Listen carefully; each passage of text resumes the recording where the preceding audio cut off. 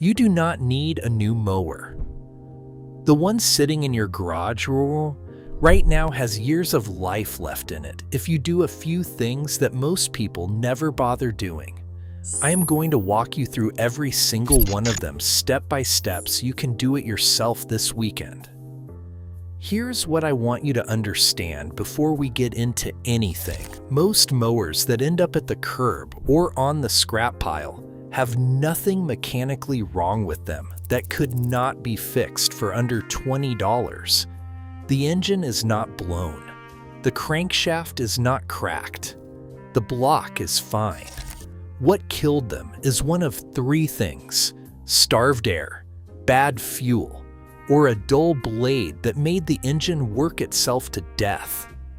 Those three account for the overwhelming majority of residential mower failures. Fix those three and your mower runs for years. Ignore them and you are buying a new machine every 4 to 5 seasons and spending $1,000 or more across a decade on equipment that should have lasted 20 years. Let us start with the one that is killing yours right now. The air filter. Next time you walk past your mower, pull the air filter cover. It is either a wing nut on top of the engine or 2 bolts on the side. Pull the filter out. If it is a foam filter, squeeze it.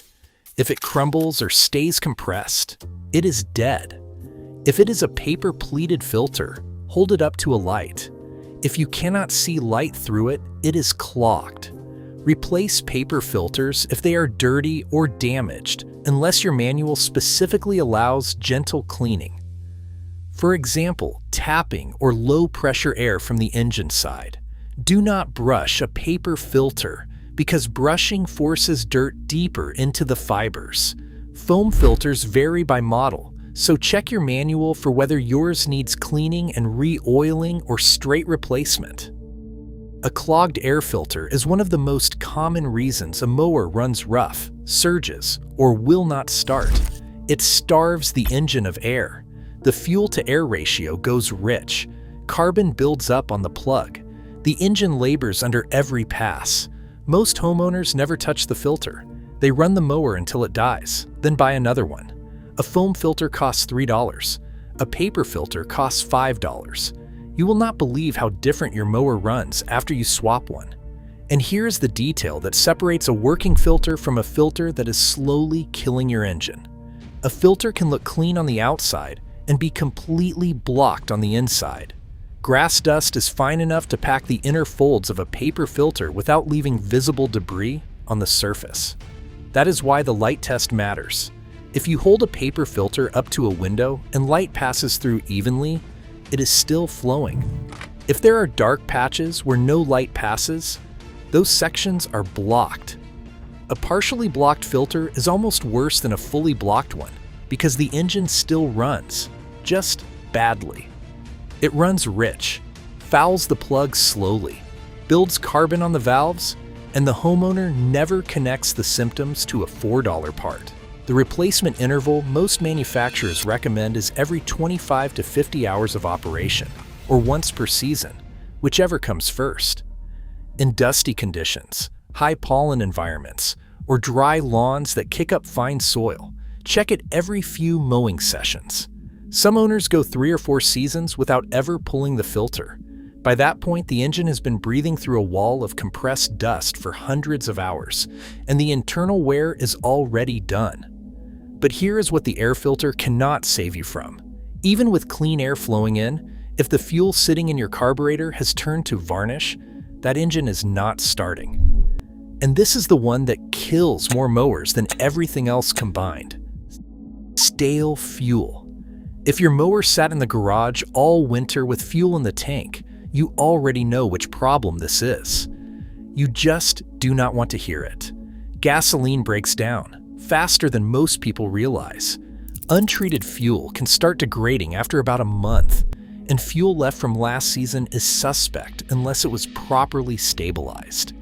It is not like the gas in your car that gets burned through every week. This stuff sits in a tiny carburetor float bowl the size of a shot glass, and it turns into a sticky, tan-colored varnish that coats the needle valve, plugs the emulsion tubes, and seals the jet shut. Nearly every gallon of regular unleaded you buy at most pumps contains up to 10% ethanol. Ethanol absorbs moisture from the air. That moisture-contaminated fuel sits in your carburetor all winter. The ethanol corrodes the internal components. The fuel evaporates and leaves behind the varnish that kills the carburetor. Come spring, the engine will not start, will not idle, or surges at full throttle. The homeowner takes it to a shop. The shop quotes $250 for a carburetor rebuild or replacement. The homeowner buys a new mower instead. There are two sides to this problem: prevention and rescue. Let us cover both, because depending on where you are right now, one of them applies to you. Prevention first. This entire chain of events costs you nothing to prevent. I'll tell you what no dealer ever will. The mower in your garage right now probably has 15 good years left in it. They just need you not to know how to get them. A mower that lasts isn't built different. It's maintained different. The new maintenance protocol shows you what actually kills these machines, how to spot trouble in your own engine early, and which parts to buy without getting jerked around at the dealer. The same know-how that keeps one starting on the second pull after 40 years. Every book comes with a printable maintenance calendar, and whether you've got a walk-behind or a riding mower, there's one for both. Scan the QR code or tap the link up top, code Robert, for 15% off. Make it last. One product stops it. Diagnose Storage Fuel Stabilizer. A 4-ounce bottle costs around $9 at any auto parts store or hardware store. At the end of every season, and the end of season means the last time you mow, not some arbitrary date, you pour 1 ounce of Stabil into your fuel tank for every 2.5 gallons of fuel remaining. Run the engine for 5 minutes. That circulates the stabilized fuel through the entire carburetor and the fuel line. The stabilizer slows the breakdown and oxidation process that kills carburetors during storage. One 4-ounce bottle treats up to 10 gallons and lasts several seasons. $9 compared to $250 for a carburetor job. You do that math once and you never skip it again. The alternative to stabilizing is draining. With the fuel valve closed, run the engine at low throttle until it starves and stops on its own. That clears the carburetor float bowl completely. No fuel sitting in the bowl over winter means no varnish, no corrosion, no clogged jets in spring. Either method works. Stabilize or drain. Pick one and do it every single season without exception. The mowers that die at year 4 are the ones where neither happened. Now the rescue. What if you already skipped it? What if your mower is sitting there right now refusing to start because the carburetor is gummed solid with last year's fuel? Here is your rescue before you spend $1 at a shop. Pull the air filter cover off.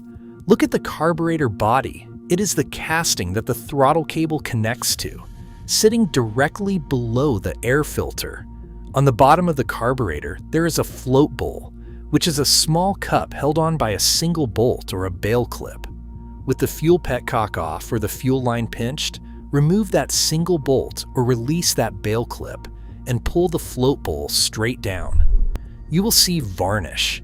It looks like dried honey or brown lacquer coating the inside of the bowl and the components above it. Get a can of Berryman B12 Chem Tool carburetor cleaner. It costs around $6 to $7 at any auto parts store. Spray it into the bowl, into the main jet hole at the bottom of the carburetor body, and into every small hole you can see. Let it soak for 10 minutes. The chem tool dissolves the varnish without disassembling the carburetor internals. Reassemble the float bowl. Add fresh fuel. The mower starts. Here is where most people make their first mistake with carburetor cleaning. They spray the cleaner once, reassemble immediately, and wonder why the mower still surges. The emulsion tubes, the small brass tubes pressed into the carburetor body above the float bowl, are still partially blocked. You need to let the cleaner soak. 10 minutes minimum. If the surging persists after first cleaning, repeat the process.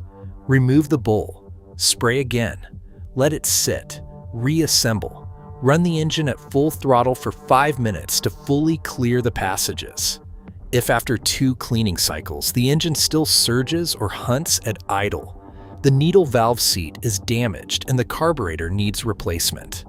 A direct fit replacement carburetor for most residential walk-behind engines costs between $8 to $25 online or at a small engine parts counter. You pull 2 bolts, 2 fuel line connections, and 1 throttle cable clip. Swap the carburetor. Total repair time is 30 minutes. That $8 to $25 part is the same job a shop charges $250 to perform. Most homeowners never discover this step. It is 40 minutes and $7 versus $250 at the shop. That gap is the entire reason mowers get replaced instead of maintained.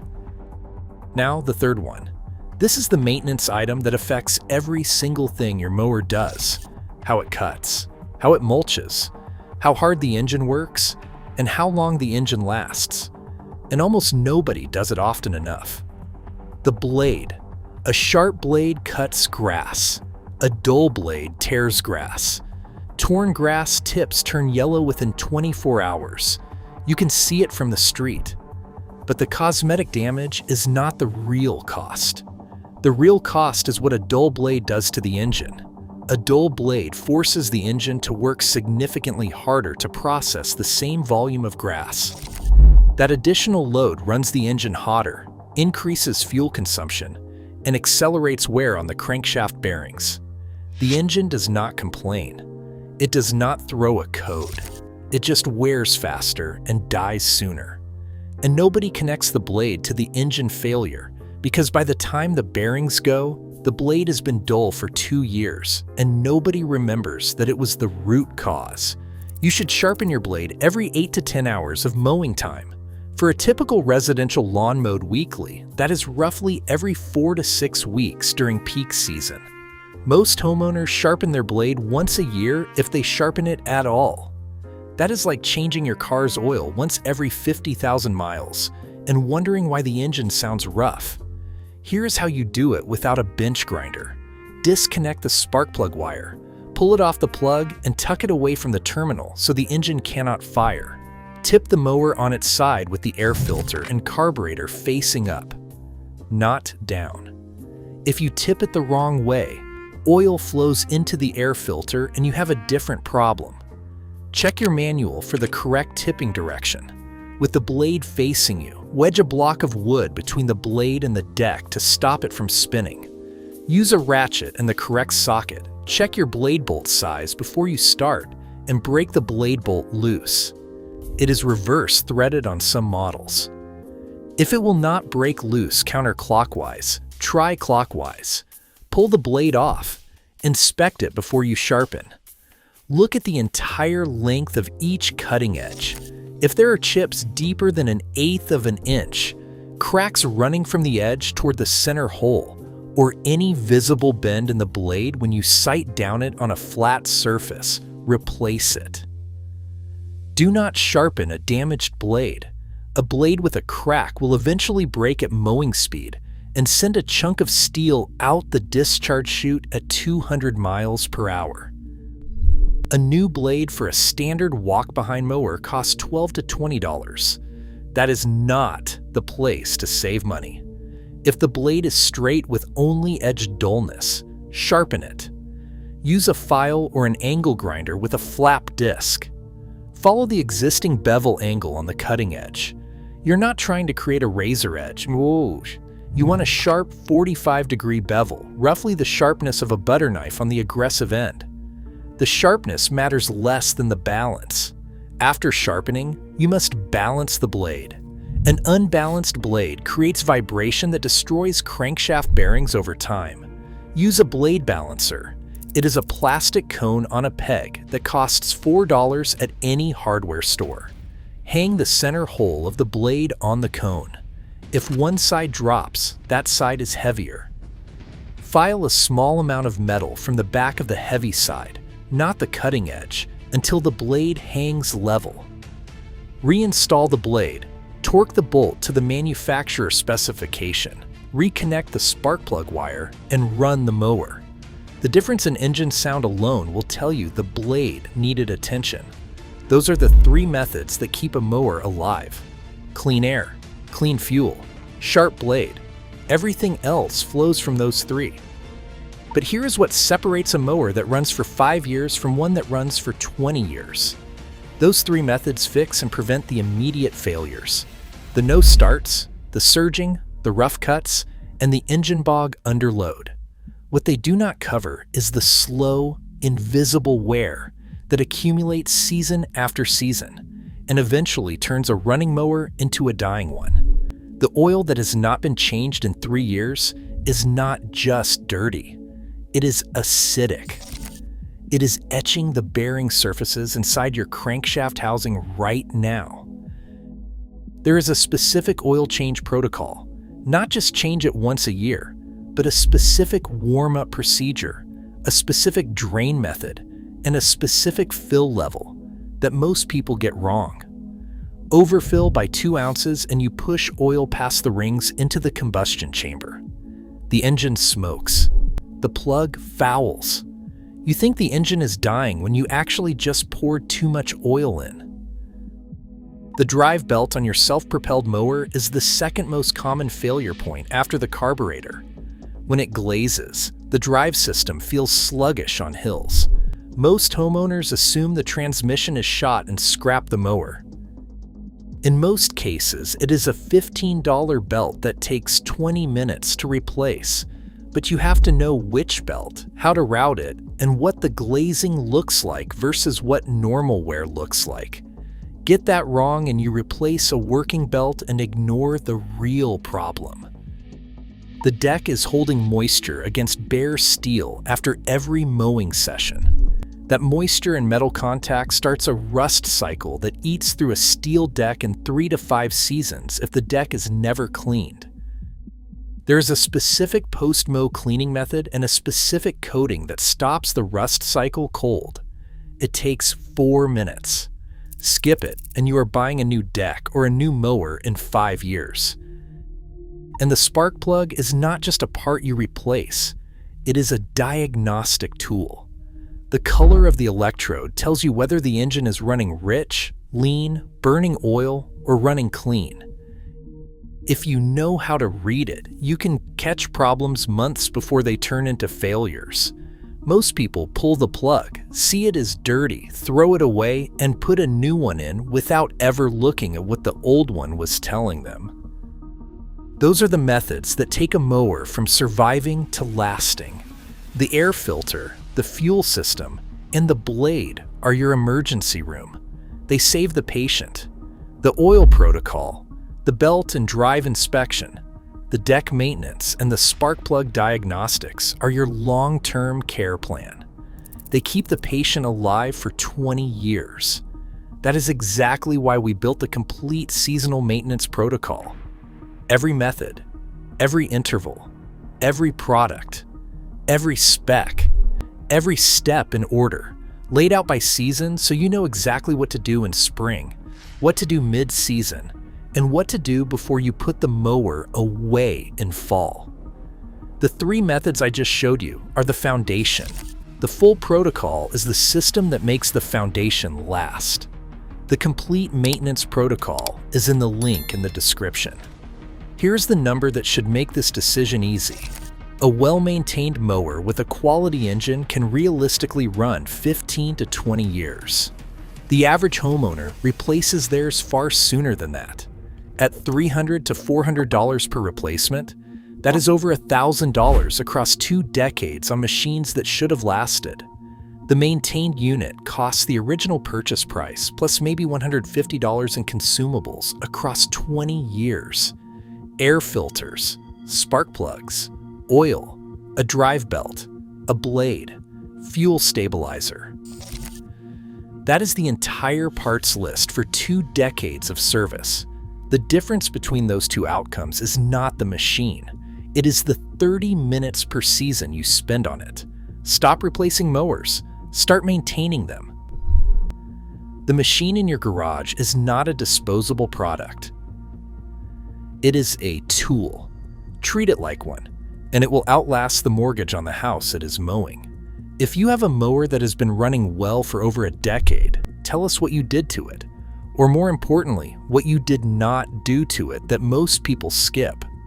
That answer is useful for everyone watching.